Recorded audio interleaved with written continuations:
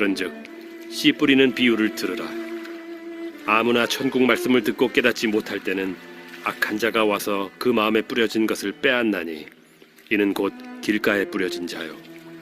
돌밭에 뿌려졌다는 것은 말씀을 듣고 즉시 기쁨으로 받되 그 속에 뿌리가 없어 잠시 견디다가 말씀으로 말미암아 환난이나 박해가 일어날 때에는 곧 넘어지는 자요.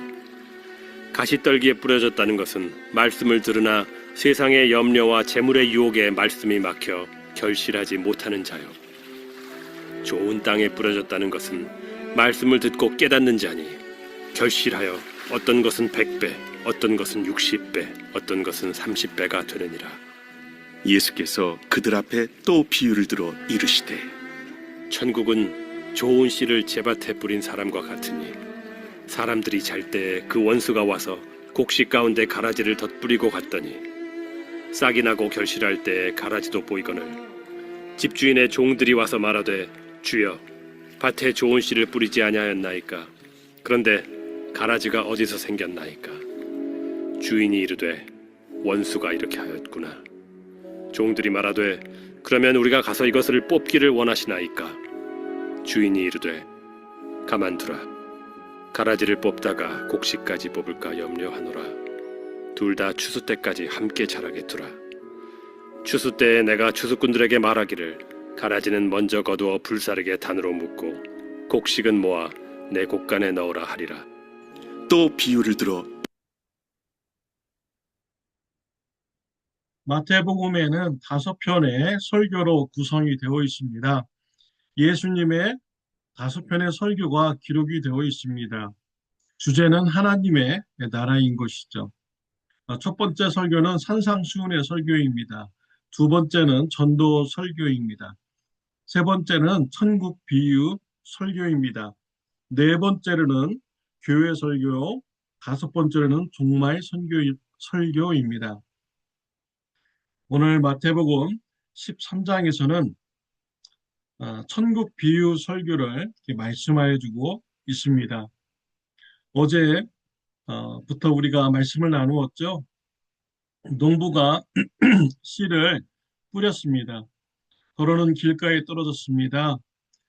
돌밭에 떨어졌습니다. 가시밭에 떨어졌습니다. 옥토밭에 떨어졌습니다. 길가와 돌밭에 떨어진 이 씨에 대해서는 어제 말씀을 통해서 은혜를 나누었습니다. 오늘은 가시밭과 옥토밭에 떨어진 이 씨에 대해서 말씀을 나누도록 하겠습니다.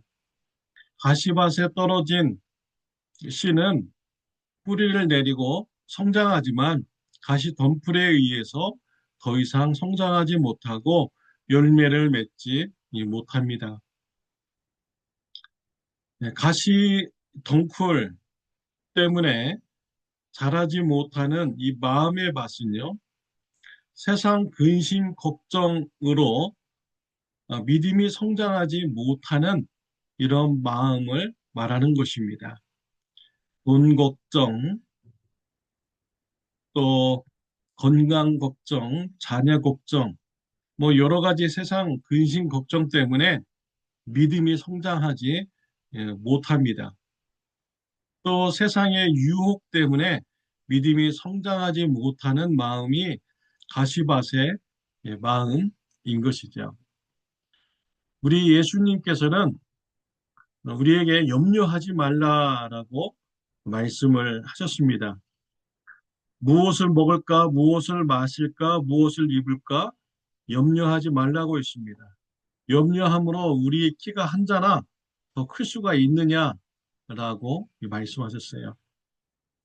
하늘에 있는 새도 하나님께서 다 돌보아 주시고 들에 있는 들풀도 하나님께서 다 돌봐 주시는데 이러한 새와 들풀보다도 더 귀한 하나님의 자녀들 왜 하나님께서 돌봐 주시지 않겠느냐라고 하면서 염려하지 말라고 했습니다. 먼저 그 나라와 그 일을 구하라. 그리하면 이 모든 것을 너희에게 더하시리라 라고 예수님은 가르쳐 주셨습니다. 여러분의 삶의 근심 걱정 하나님께 기도로 아뢰시기를 바랍니다. 그리고 기도로 문제를 해결받고 믿음이 성장하고 열매를 맺는 축복이 있으시기를 바랍니다. 성경에 보면 가시밭에 해당되는 사람들이 나옵니다.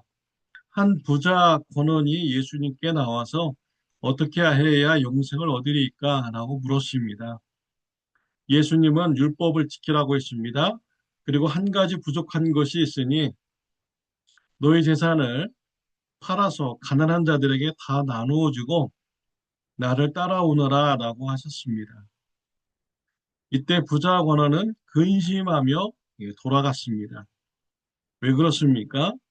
자기가 가지고 있는 이 재물을 그것을 놓을 수 없기 때문이죠.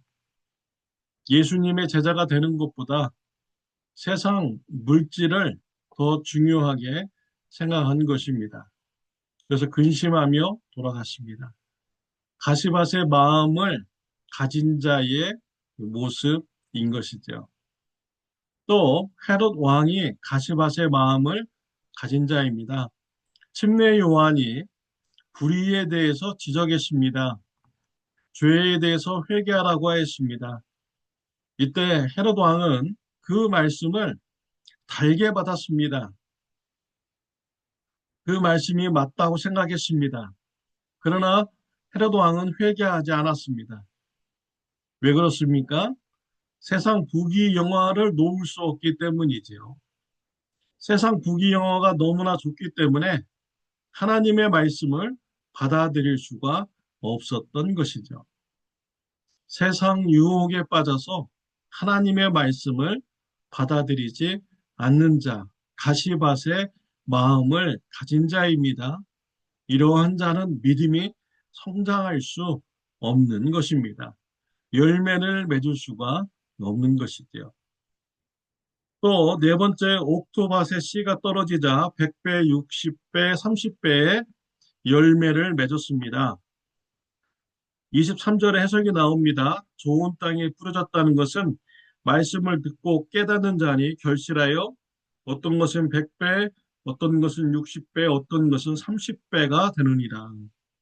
말씀을 들었을 때 믿음으로 받아들이고 순종하는 삶의 모습이 있는 자들, 옥토밭의 마음을 가진 자들입니다. 안디옥 교회 성도님들이요, 하나님의 말씀을 받아들였습니다. 순종하였습니다. 그러자 안디옥 사람들이 안디옥 교회 사람들을 향하여서 그리스도인이라고 부르기 시작했습니다. 예수님께 속한 자들이다. 예수님 같은 자들이다. 라고 부르기 시작했습니다.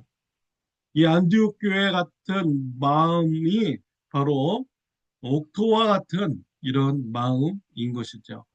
도대체 얼마나 그 말씀에 순종하였고 삶의 모습이 변화했는지 세상 사람들이 그리스도인이라고 이렇게 불렀겠습니까? 얼마나 삶에 많은 이런 변화가 있었습니까? 이와 같이 저와 여러분들도 하나님의 말씀을 들었을 때 그 말씀을 듣고 순종하여 삶의 모습이 변화해서 안디옥 교회와 같은 옥토와 같이 마음으로 우리 마음이 되고 또 100배, 60배, 30배 열매를 맺는 믿음의 성장이 있으시길 바랍니다. 세상 사람들이 여러분들을 볼 때, 야, 저 사람은 진짜 그리스도인이다. 저 사람은 진짜 예수님 믿는 사람이다. 라는 이런 말이 저절로 나올 정도로 우리 예수님의 말씀에 순종하고 믿음이 성장하는 축복이 있으시기를 바랍니다. 24절부터 30절까지는요, 좋은 씨를 밭에 뿌린 사람의 비유입니다. 어떤 사람이 좋은 씨를 밭에 뿌렸습니다. 근데 밤에 원수가 와서 가라지 씨를 뿌렸습니다. 씨가 자라서 성장할 때 보니까 하인들이 밭에 가라지가 있다라고 주인에게 보고합니다. 그러면서 어떻게 가라지가 있는지 모르겠습니다. 주인은 원수가 뿌렸다고 합니다. 하인들은 가서 가라지를 뽑을까요? 라고 했어요. 주인은 하지 말라고 합니다. 가라지를 뽑다가 알곡이 다칠 수가 있으니까 추수 때가 되어서 가라지는 불에 태우고 알곡은 거두어서 창고에 드린다라고 말을 했다고 합니다. 하나님의 나라, 이 교회 안에는요, 알곡과 가라지가 같이 있습니다. 그런데 심판의 때에는 그 가라지가 구분이 되고요, 심판을 받습니다. 그리고 알곡은 천국에 들어가서 축복을 누리게 되는 것입니다. 예수님의 예수님의 제자들 중에는요, 알곡과 가라지가 있었습니다. 11명의 제자들은 알곡이었습니다. 그러나 가룟 유다는 가라지였습니다. 그 가라지, 때가 되자 그 본 모습을 드러나게 되었죠. 예수님을 배신하였습니다. 예수님을 팔았습니다. 결국 그 죄의 무게에 못 이겨서 가룟 유다는 자살하게 되었습니다. 가라지의 결과가 심판인 것이죠. 11명의 믿음의 알곡인 제자들, 예수님의 십자가와 부활을 보았습니다. 성령 충만을 받았습니다. 그들은 죽도록 하나님께 충성하는 자들이 되었습니다. 복음을 전하여서 순교하는 자들이 되었습니다. 하나님 나라에서 최고의 상을 받는 제자들이 된 것입니다. 알곡과 가라지, 예수님의 제자 안에 같이 있습니다. 그러나 심판의 때에는 서로 갈라지게 되는 것이죠. 가라지는 심판을 받습니다. 알곡은 축복을 받게 되는 것입니다. 초대교회에도요, 알곡과 가라지가 같이 있었습니다. 예루살렘 교회에는 믿음이 좋은 사람들도 있었지만 아나니아와 삽비라처럼 다른 사람들이 헌금하는 것을 흉내내는 자들이 있었습니다. 가라지인 것이죠. 재산을 팔아서 교회에 헌금하여 가난한 자들에게 나누어주는 믿음의 사람들, 그 사람들은 칭찬을 받았습니다. 존경받았습니다. 인정받았습니다. 그러자 아나니아와 삽비라 흉내냅니다. 땅을 팔았습니다. 헌금하기가 너무 아까운 것입니다. 일부는 감추고 일부만 헌금하였습니다. 그러면서 모든 것을 다 헌금하였다라고 거짓말하였습니다. 성령을 속인 죄로 그들은 즉시 심판을 받아서 죽게 되었습니다. 가라지 심판의 때가 되면 다 드러나게 되고요. 하나님의 심판이 임하게 되는 것입니다. 고린도 교회에도 알곡과 가라지가 있었습니다. 얼마나 문제를 많이 일으켰습니까? 가라지들이 교회에 들어와서 정말 수많은 문제를 일으켰습니다.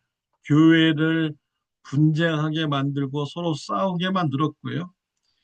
성적인 죄를 지어서 근친상간의 죄를 또한 지었습니다.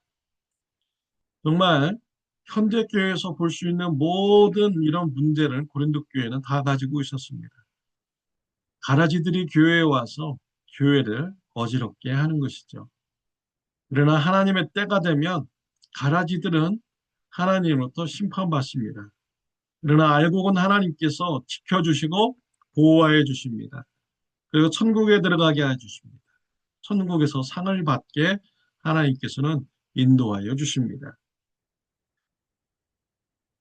우리 예수님께서는 제자들에게 말씀하셨습니다. 너희는 가서 모든 족속으로 제자를 삼아 아버지와 아들과 성령의 이름으로 침례를 주고 내가 너에게 분부한 모든 것을 가르쳐 지키게 하라. 볼지어다 내가 세상 끝날까지 너희와 항상 함께 있으리라. 예수님은 제자들에게 교육의 사명, 선교의 사명 주셨습니다. 이 사명을 감당하는 제자들, 세상 끝날까지 항상 함께하여 주신다라고 했습니다. 알곡을 보호하시는 하나님이십니다. 알곡과 함께하여 주시는 하나님의 축복입니다. 사랑하는 성도 여러분, 하나님께서 저와 여러분들을 지켜주시고 상 받을 때까지 우리의 믿음을 인도하여 주시는 이런 하나님이심을 감사하는 저와 여러분들이 되시기를 바랍니다. 그리고 옥토와 같은 마음으로 100배, 60배, 30배의 믿음의 성장과 열매가 맺히는 축복이 저와 여러분들에게 있으시기를 바랍니다. 기도드리겠습니다. 하나님 아버지 감사합니다. 우리의 믿음을 주님께서 흔들리지 않고 넘어지지 않고 바로 세울 수 있도록 하나님께서 붙들어 주시고 인도해 주시니 감사합니다. 하나님 앞에서 상 받을 날까지 우리를 지켜주시고 인도해 주실 줄을 이렇게 믿습니다. 옥토와 같은 마음으로 믿음이 성장케 하여 주옵시고 100배, 60배, 30배의 열매가 맺히는 자가 되게 하여 주옵소서. 예수님의 이름으로 기도드렸습니다. 아멘. 좋은 하루 되시기를 바랍니다.